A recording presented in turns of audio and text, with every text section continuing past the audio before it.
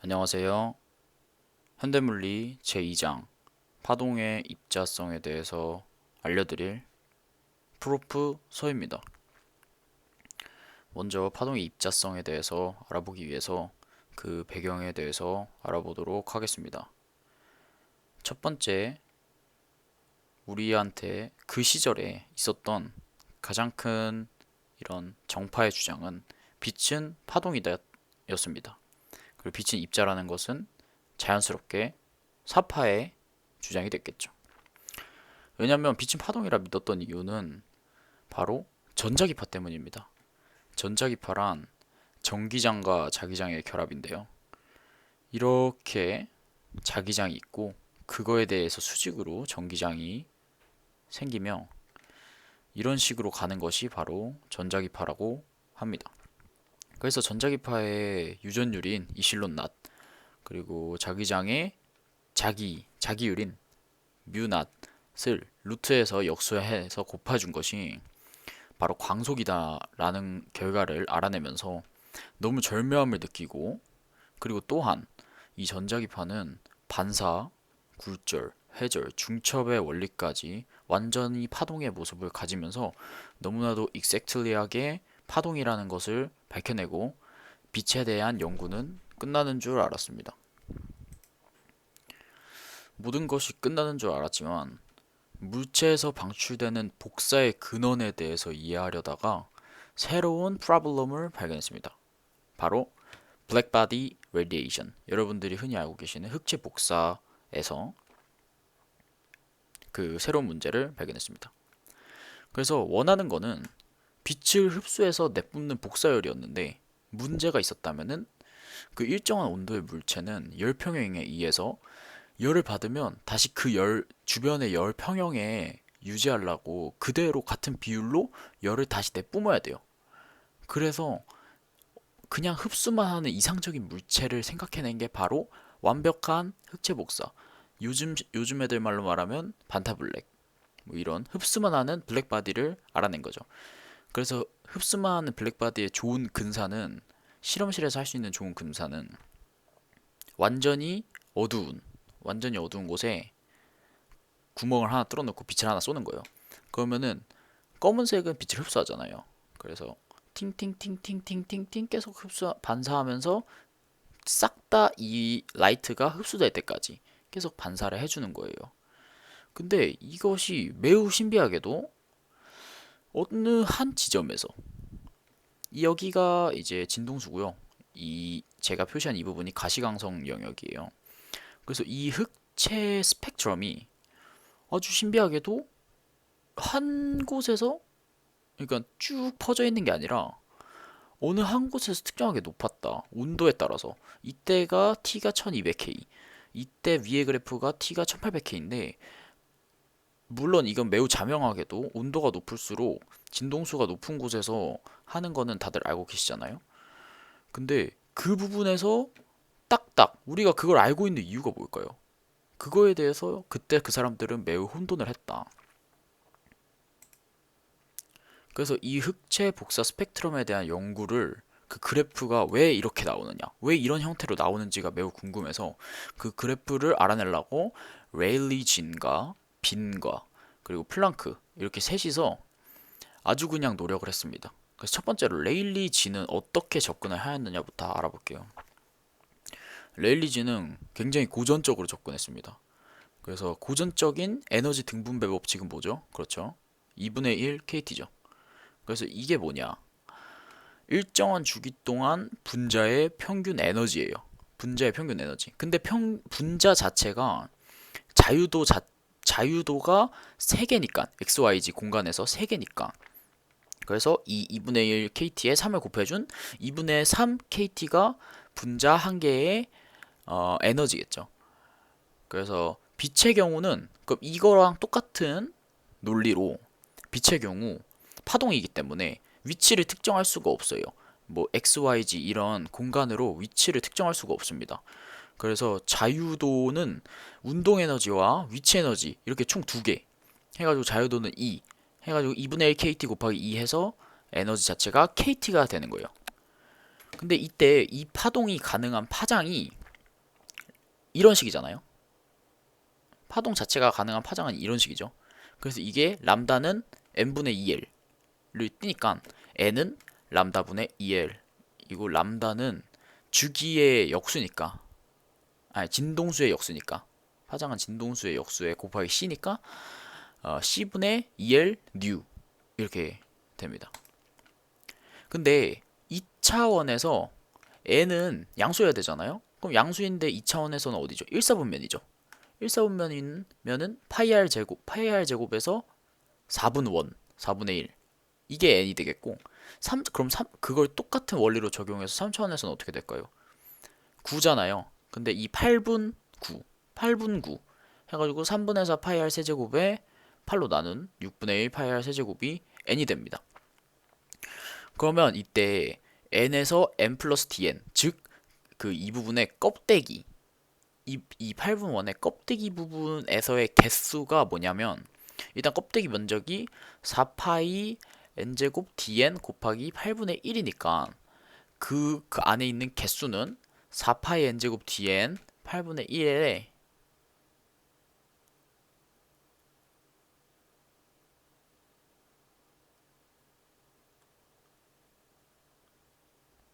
네, 그래서 여기서 이제 이 4파이 n제곱 dn 8분의 1에다가 이 n제곱이 아까 이거였으니까 c분의 2l 뉴였으니까 그것을 이제 치환을 해줘서 이것을 4파이 뉴제곱 c분의 2l의 제곱 이런 식으로 전개를 해줘요. 그리고 8분의 1까지 가지고 그 다음에 곱하기 2까지. 근데 이건 뭐냐? 빛의 전자기 성분이에요. 전기와 자기 성분 해가지고 2까지 해줘서 나온 식이 이거고 단위 부피당 개수를 해가지고 부피분의 개수를 쳐준 게 C 세제곱분의 8파이 뉴제곱 D 뉴. 근데 이게 책에서 2.1시계에 있는 그 공동 안에서의 정상파 밀도식입니다. 공동 안에서의 정상파 밀도식이 이렇게 나옵니다. 그래서 이런 과정이 책에는 없어서 제가 소개를 해드렸고요. 그래서 이렇게 하면은 스펙트럼이 어떻게 되냐면 이게 실관측이에요. 아까 저희 흑체복사에서 실관측 그래프를 보셨는데 대충 이런 개형을 그리고 있었죠. 근데 레일리즈는 이런 식이에요. 그래서 이 초반에 진동수가 매우 낮은 구간에서는 잘 맞는데 자외선이래. 진동수가 점점 올라갈수록 잘 맞지 않아요. 파탄 나요. 그래서 이거를 바로 자외선 파탄이라고 한다. 라는 용어 기억을 해두시고요. 그 레일리진의 자외선 파탄이었고요. 그 다음에 누구였죠? 빈은 어떻게 했냐? 자유도에 따른 에너지 분배식을 쓰긴 했어요. 근데 자유도에 따른 에너지 분배는 오직 T에 대한 디펜던스만 가지잖아요. 근데 온도에 대한 디펜던스만 가지는데 B는 온도에 대한 디펜던스뿐만 아니라 진동수에도 자유도에 따른 에너지 분배가 변할 수 있다라고 주장을 해서 E는 2분의 1 KT라는 식을 쓰지 않고 E는 exponential T분의 베타 뉴분의 K 베타 뉴 이렇게 해서 레일리 진과 같은 논리로 접근을 해서 만든 식이 바로 이겁니다. 근데 이번에는 진동수가 높은 곳에서는 매우 잘 맞았어요. 근데 이 뒤에 부분이 잘 안 맞는 거예요. 그럼 이제 어떻게 하면 되겠어요? 레일리지는 앞에를 맞췄고 B는 뒤에를 맞췄는데 그럼 이 앞뒤를 잘 조합하면 노벨 물리학상은 그냥 숟가락만 얹어서 받을 수 있는 상이 되겠죠. 그걸 잡은 게 누구냐? 바로 플랑크다. 지가 어떻게 말했냐? 자기는 행운의 추측 작업을 하였다. 자신이 지금까지 한 일 중에 가장 정력적인 일을 하였다. 라는 주장으로 플랑크는 어떻게 했냐? 수학자들을 싸그리 불러 모았어요. 그래서 그 실관측 그래프, 이 실관측 그래프에 한번 맞춰보라 라고 시켰어요. 그랬더니 아까 B는 이 에너지식으로 시작을 했었죠. 근데 알고 보니까 여기다가 마이너스 1 하나만 해주면은 아주 얍삽하게 플랑크는 아주 얍삽하게 여기 마이너스 1 해줬더니 완전히 맞는 결과가 나와버린 거예요. 결과를 했더니. 근데 이게 매우 신기하고 골저스하고 아름다운 식인 게, 이게 이 익스포넨셜 식을 작다고 이 근사를 작은 근사를 하면은 레일리진 식이 실제로 나옵니다. 책에 전개가 돼 있으니까 한번 해보세요. 그리고 뉴가 높다. 뉴가 높을 때는 비내식이 실제로 나와요. 어? 뉴가 높으면은 이 마이너스 1 무시하잖아요. 뉴가 높으면 마이너스 1 무시하잖아요. 그러면 빈이랑 똑같잖아요. 여기 이렇게 가려버리면. 그래가지고 높으면 빈, 작으면 레일리진 하는 아주 아름다운 식이 하나 나와요. 그래서 이때 이 여기 베타 K랑 베타는 이런 관계를 가지고, 하는 K 베타, 그리고 E는 한유. 근데 이런 E는 NH 뉴라는 식을 가정을 하고 식을 전개했더니 이 식이 나왔어요. 여기서 E는 NH 뉴라는 그 책에서 보시면 아시겠지만 E는 NH 뉴를 가정하고 전개를 했더니 이런 식이 나오는 거거든요. 근데 이게 무슨 말이냐? E는 그냥 한유가 아니라 NHU. 이게 뭐냐? 바로 이는 양자화되어 있다는 의미가 담겨 있다는 뜻이고, 그게 바로 양자역학의 서막. 플랑크는 원래 물리학도가 아니었어요. 근데 이 친구가 원래 다른 미술인가 엄청 그 재능이 있었는데, 나는 물리를 하겠다. 근데 그 교수는 뭐라 했냐? 이 물리의 세계는 이미 다 끝나서 그냥 수많은 큰 페이지에 몇몇 구멍을 메꾸는 것 뿐이다 라고 했는데, 자기는 상관없다 하고 시작했지만 새로운 양자역학이라는 만들면서 아주 플랑크의 양자역학의 서막이 일어난 거죠. 이래서 델놈델이라는 말이 있습니다. 그래서 이때부터 이제 양자역학의 서막이 일어나면서, 양자역학이 뭡니까? 빛은 입자와 파동의 이중성을 띈다 라는 그런 역학 아닙니까? 그래서 그때부터 이제 뭔가 파동성뿐만 아니라 입자성도 뭔가 막 두드러지기 시작합니다. 그래서 여러분들이 가장 입자성에 대해서 가장 알고 있는 광전 효과에 대해서 한번 알아보도록 하겠습니다. 여러분들 이 그림을 잘 아시겠습니까? 이 그림에 대해서 설명을 해드릴 텐데, 일단은 여러분들이 가장 많이 그냥 딱 광전효과 하시면 떠오르는 원리가, 빛을 금속판에다가 빛이 때려주면 전자가 나온다. 그죠? 빛을 때려주면은 광전자가 나온다 라는 건데, 이런 식으로 보통 실험을 설계해서 해요. 이게 뭐냐면, 일단 금속판에 플러스랑 마이너스 이렇게 둘라면 어떻게 해야 되겠어요? 전압을 걸어줘야겠죠? 그래서 여기서 예를 들어서 100V로 걸어줘요. 근데 우리는 실험을 하는 거잖아요. 100V만 가지고 빛의 세기만 조절해서 하면은 재미가 없잖아요. 그래서 밑에다가 가변 역전압을 걸어주는 거예요. 예. 그래서 100V에 50V 쳐가지고 가변 역전압 친 게 여기에 전달이 되는 겁니다.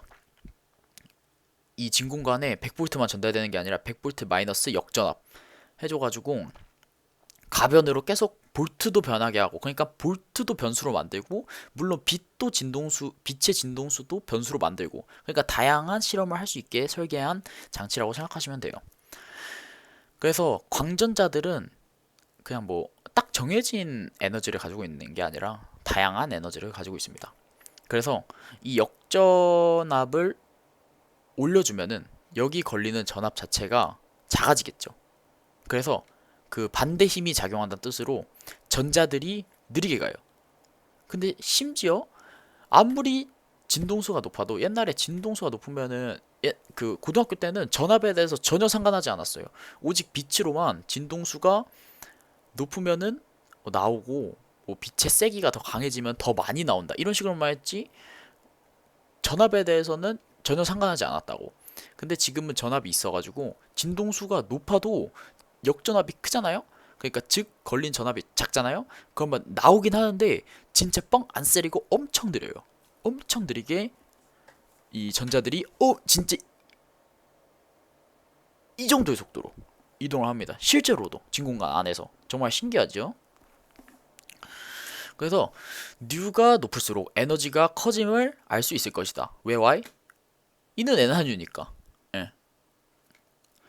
아인슈타인이 플랑크의 상수를 써가지고 플랑크의 논문 발표를 쭉 가만히 보다가 아 이거 정말 좋다, 이 식 정말 맞다 해가지고 플랑크 상수를 써줬고, 플랑크는 얼마나 기분이 좋겠어요. 그때 저명한 과학자인 아인슈타인이 플랑크의 상수를 써줬으니까. 뭐 각설하고, 높은 진동수를 쏘면은 강전자의 운동 에너지가 업된다는 거는 여러분들이 다 알고 계실 거예요. 그리고 어떠한 임계점이 존재하는데 그것을 임계 진동수 또는 한계 진동수 뉴 낫이라고 하고, 그 진동수로 인한 최소 에너지 파이 이함수를 h 뉴 낫이라고 합니다. 그래서 뭐 당연하게도 자명하게도 어떤 임계점이 존재하고, 그런 어떤 임계점이 존재하고 그거를 넘겨야지만 전자가 방출이 되는데, 그걸로 인한 최소 에너지가 바로 파이라고 해요. 그래서 h 뉴 낫을 넘겨야지 그 어떤 h 뉴 낫보다 더 큰 에너지를 줘야지 전자가 나오는데, 그 전자의 운동 에너지는 그럼 어떻게 되겠어요? 그 공급된 에너지에서 1함수만큼 빼고 싹 다 운동 에너지가 되는 그런 식을 여러분들 기억하실 겁니다. 그래서 이제 우리는 흑체 복사를 지나 플랑크의 식을 보면서 양자의 세계로 들어왔고, 광전 효과도 광전 효과로 입작성도 납득했어요. 여기서 알 수 있는 사실은 파동 이론과 양자 이론은 서로 상보적, 상호 보완적이며 빛의 찐 본질은 둘 다 갖는다는 것이다. 드디어 양자 역학의 세계로 들어왔던 거죠. 그 다음 알아볼 거는 바로 X선인데요. X선은 우리가 박상태 교수님께서 어떻게 표현하시냐, 역광전 효과라고 하십니다. 역광전 효과. 왜요 역광전 효과냐? 그 광전 효과는 빛을 쬐서 전자를 이끌어내는 것이었죠. 근데 X선은 역광전 효과답게 전자를 때려서 빛을 만드는 거예요. 전자로 때려서 빛을 만드는 게 X선입니다. 그래서 그 원리가 어떻게 됐냐? 이렇게 이번엔 이런 실험 장치를 해요. 그래서 여기에 굉장히 많은 전압을 걸어주고, 여기서 약간의 반대 전압을 걸어서 여기에서 열을 내는 거예요. 여기 자세히 안 보이시지만 약간 코일처럼 뿔뿔 말려 있거든요. 여기서 열을 내는 거예요. 그러면 여기서 어떻게 됐냐? 열 전자가 방출이 됩니다. 예. 그래서 열 전자들이 푸시용 가요. 여기 있는 어떠한 그 판으로. 열 전자들이 푸시용 가서 어떠한 곳으로 가면은 얘네들이 여기에 부딪히면서 그 얘네가 열 전자들이 갖고 있는 에너지를 여기 전달해 주겠죠. 그리고 방출되는 빛이 바로 X선입니다. 그래서 이 원리가 뭐냐? 열전자들이 속도를 늦추면서 에너지를 전달하고 그것이 빛이 되는데, 그것을 우리는 브레이킹 레디에이션, 제동 복사라고 해요. 그러니까 자동차 브레이크죠. 자동차 브레이크 끼익 하면서 우 속도가 푹 줄어들면서 그것이 에너지가 돼서 빛이 되는 거예요. 그래서 다양한 가속 전압, 그러니까 빠르게 열전자들이 빠르게 간다는 거죠. 그래서 다양한 가속 전압에 따른 이게 텅스텐이에요. 텅스텐 타겟을 이제 다양한 가속 전압에 따라서 X선 스펙트럼을 측정을 했는데, 이게 20kV, 이게 30kV, 이게 40kV, 50kV 이렇게 했는데, 이때 볼트가 달라짐에 따라서 람다의 미니멈 값이 딱딱딱딱 점점 커질수록 미니멈 값이 줄어든다는 거를 저희가 발견을 할 수 있죠. 이런 개형만으로도. 그래서 이 값을 실험적으로 람다 미니멈은 그때의 이제 가속 전압 분의 1.24 곱하기 10의 마이너스 6승 볼트 미터라는 람다 미니멈을 구했어요. 람다 미니멈을 알면 알 수 있는 게 뭐냐? 바로 최대 에너지입니다. 최대 에너지. 그래서 최대 에너지는 H 뉴 맥스잖아요. 근데 이거를 좀 다르게 말하면 람다 미니멈 분의 HC니까 최대 에너지를 구할 수 있겠죠. 그리고 이것보다 더 신기한 사실은 뭐냐? 이 그래프는 같은 가속 전압에서 텅스텐과 이렇게 부드럽게 뻗은 게 텅스텐이고, 그 다음에 몰리브덴의 X선 스펙트럼입니다. 몰리브덴은 이렇게 뿌쩍뿌쩍 나온 게 바로 몰리브덴을 타겟으로 삼고 때린 결과인데요. 그러면은 이 텅스텐은 누가 봐도 자명하게 연속 스펙트럼이라고 말을 할 수 있습니다. 왜냐? 연속적이니까요. 근데 이 몰리브덴 이렇게 가다가 뿌쭉 튀어나오고 이렇게 가다가 뿌쭉 튀어나오는데 과연 이 몰리브덴을 타겟으로 한 X선 스펙트럼은 과연 연속 스펙트럼일까요? 선 스펙트럼일까요? 제가 만약 연속 스펙트럼이라고 하면은 헤이 여기 그런 뾰족뾰족한 데는 어떻게 할 건데? 라는 말을 가지겠죠. 근데 또 선 스펙트럼이라 하기에는 이 부분만 봐서 선 스펙트럼이라 하기에는 주변에 또 뭔가 깔려 있어요. 그죠? 근데 보시면은 이게 이 그래프가 의미하는 게 뭐냐? 바로 여러분들 아까 제가 초반에 X선 초반에 말씀드렸듯이 그 열전자들의 제동 복사에 의해서 X선이 탄생한다 했잖아요. 이 텅스텐 자체는 열전자들이 그냥 쭉 제동 복사하는 그냥 연속적인 스펙트럼밖에 없어요. 근데 몰리브덴도 이렇게 보시면은 열전자들이 제동 복사하는 부분이 이런 연속적인 부분이거든요. 그리고 이런 뾰족뾰족 튀어나온 부분은 뭐냐? 바로 전자들이 잠시 들뜬 상태까지 올라갔다가 다시 바닥 상태로 내려오면서 방출하는 에너지예요. 순간적으로. 그러니까 양자화되어 있는 그 에너지. 푸슝푸슝. 어찌 보면 또 이것도 또 양자의 그 양자화의 약간 그 증거기도 하겠네요. 그래서 다시 한번 정리를 해드리자면 결론은 X선은 연속 스펙트럼도 있고 선 스펙트럼도 있어요. 둘 다 존재합니다. 마치 빛의 이중성처럼 둘 다 존재하고요. 그리고 이런 연속적인 부분이 뜻하는 바는 바로 제동복사. 이렇게 삐죽삐죽 튀어나온 부분이 전자가 들뜸 상태에 갔다가 다시 내려오면서 방출하는 에너지를 뜻합니다. 몰리브덴 원자에서의 전자. 네, 몰리브덴 원자에서의 전자가 들었다가 다시 내려올 때 열전자가 아니에요. 네. 자, 그 다음은 바로 X선 회절인데요. X선 회절이 뭐냐? 그 X선의 파장을 알 수 있는 단계예요. 그래서 이제 X선을 브레그 산란을 하는 파트인데요. 브레그 산란을 왜 하냐면 어떤 그 결정체가 있잖아요. 지금 예를 들면 이게 뭐냐면 NaCl이에요. 염화 나트륨의 결정인데 이 염화 나트륨의 결정들 사이에 이런 거리가 있을 거 아니에요? 근데 이 거리보다 X선의 파장이 이 결정의 거리보다 X선 파장이 더 짧습니다. 그래서 이런 X선 파장이 더 짧다면은 이런 현상이 가능하겠죠? 이런 현상? 그래서 이거의 이 경로차가 2D 사인 세타만큼 나는 거를 이용해서 2D 사인 세타는 n 람다 약간 이런 식으로 우리가 그 이 녀석의 분자 사이의 거리를 알아낼 수 있다라는 거를만 알고 계시면 됩니다. 다음은 컴프턴 이펙트인데요. 여러분들이 많이 알고 계시는 컴프턴 산란 실험입니다. 강전 효과와 다른 점은 에너지를 일부만 준다는 것인데요. 여러분들 이 그림은 그냥 뭐 고전역학에서의 그 2차원 에너지 보존과 운동량 보존이랑 그림이 똑같죠. 그래서 이게 무슨 그림이냐? 어떤 뭔가 타겟이 있어요. 타겟이 있고 여기다가 포톤을 광자를 강하게 때려서 이제 포톤이란 말을 아주 자연스럽게 사용하죠.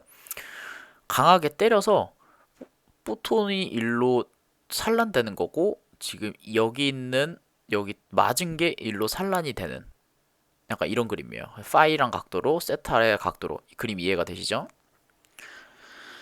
자 이제 수직 여러분들이 이제 그 이런 문제를 풀 때 당연히 접근하던 것처럼 수직 운동량, 수평 운동량, 에너지 운동량 다 보존되기 때문에 에너지 보존 싹 다 이 보존을 사용을 해가지고 이렇게 할 거예요.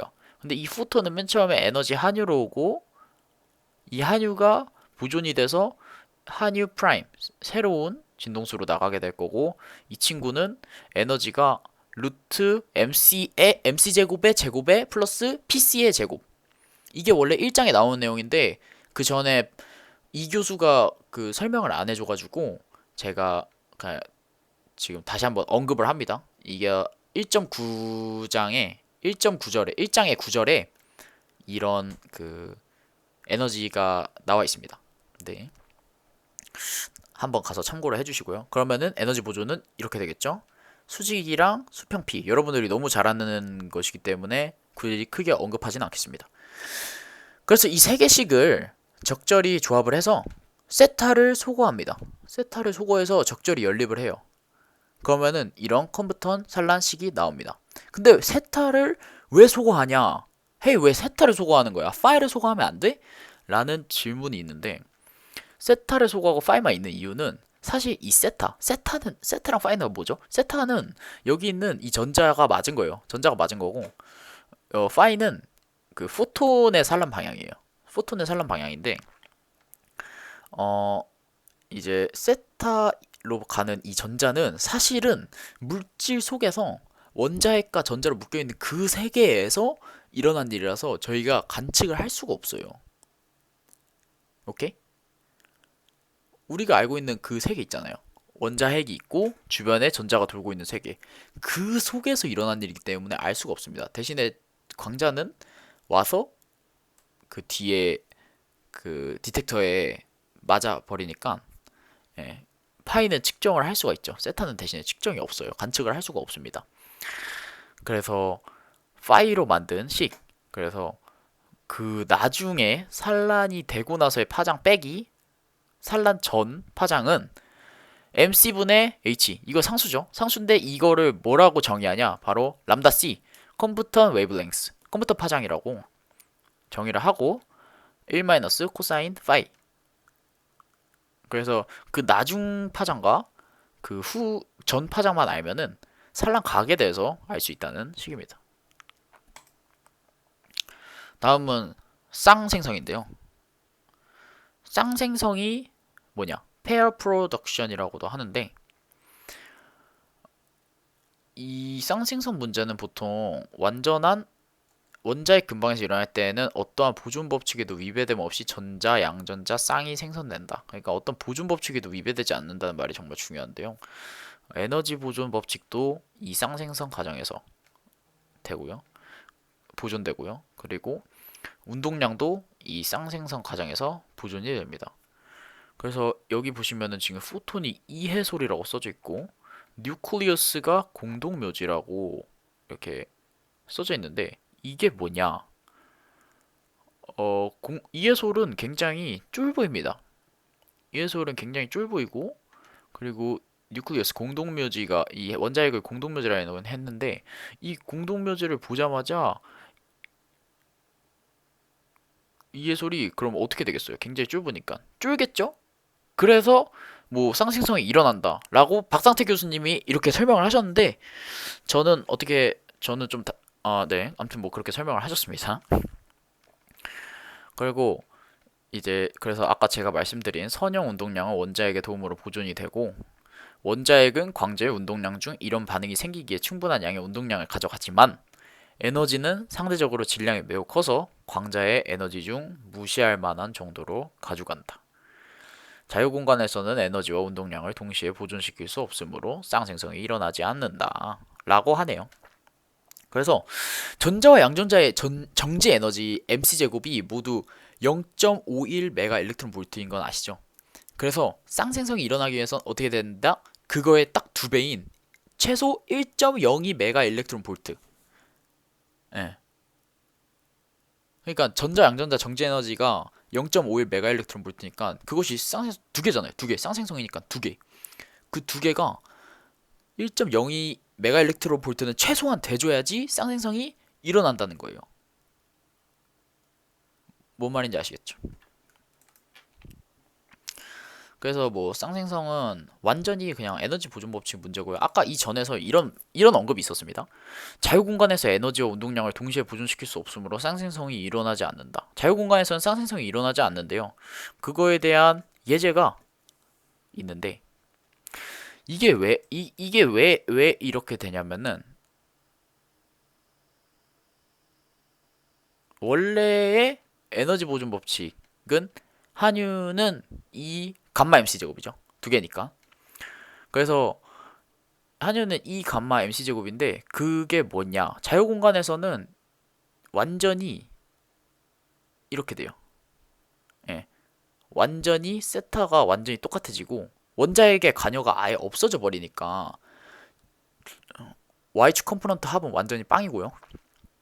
이 X축 컴포넌트의 합만 남게 되는데 이것을 계산을 해주면은 HNU가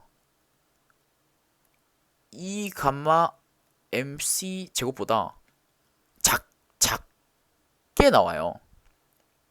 예. 그러니까 E 감마 MC 제곱이 그냥 HNU보다 더 커요. 그러니까 이 말이 뭐냐? 에너지 보존 법칙이 적용이 되지 않는다는 거예요. 그래서 자유공간에서의 그 쌍생성은 일어나지 않는다. 왜냐? 에너지 보존 법칙에 위배되기 때문에. 오케이? 자, 이제 끝을 향해서 달려가고 있는데 마지막으로 광자 흡수에 대해서 알아보도록 하겠습니다. 이제 저희가 지금까지 배웠던 광자에 대한 원리, 파동의 입자성에 대한 그런 것들이 뭐뭐가 있었냐 하고 총 정리하는 파트예요. 그 파동의 입자성에 대한 파트는 뭐뭐가 있었냐면은 일단 맨 처음이 포토 일렉트릭 이펙트, 광전 효과, 그리고 컴프턴 스캐터링, 컴프턴 산란, 마지막으로 페어 프로덕션, 쌍생성 해가지고 우리가 이렇게 세 가지의 강자에 대한 내용을 배웠었는데 일단은 이 범위를 살펴보면은 광전 효과는 가시광선도 일어나요. 예. 그리고 그러니까 이게 무슨 말이냐면 전자기파와 물질과의 상호작용은 전자기파와 물질과의 상호작용이라는 이름 하에 다 같은 현상, 이 셋 중 하나의 반응을 무조건 일으킨다는 거예요. 전자기파의 물질과의 상호작용은 그 파장에 따라서 광전효과나 컴퓨턴 산란이나 쌍생성을 일으키는데 광전효과는 가시광선도 되는 그런 파장에서 광전효과가 일어나고 X선이 허용이 되는 범위에서 컴퓨턴 산란이 일어나고 마지막으로 감마선만 되는 범위에서 쌍생성이 일어나요. 그러니까 최종 정리를 하면은 광전 효과는 과시광선도 되고 X선도 되고 감마선 이 세 개 다 돼요. 컴퓨턴 스캐터링은 X선이랑 감마선, 가시광선 안 됩니다. X선이랑 감마선 되고 쌍생성은 감마선만 된다. 그래서 전자기파 물질과의 상호작용은 이렇게 파장에 따라서 총 세 가지로 나누고 그거에 대한 그림이 107쪽에 있으니까 참고를 해 주시고요. 그 다음에 있는 게 물질을 이제 통과를 했을 때 에너지가 얼마나 손실이 되냐, 그 에너지 강도가 얼마나 손실이 되냐에 대한 식이 있고 이 X는 물체의 두께, 뮤는 감쇄 계수 해가지고 그 어떤 물체가 어떠한 감쇄 계수를 띠고 있을 때 그것이 어떤 광자가 거기에 뚫고 들어갔을 때 그 광자의 인텐서티가 낮아지겠죠. 그거에 대해 정리한 식이고요. 정확한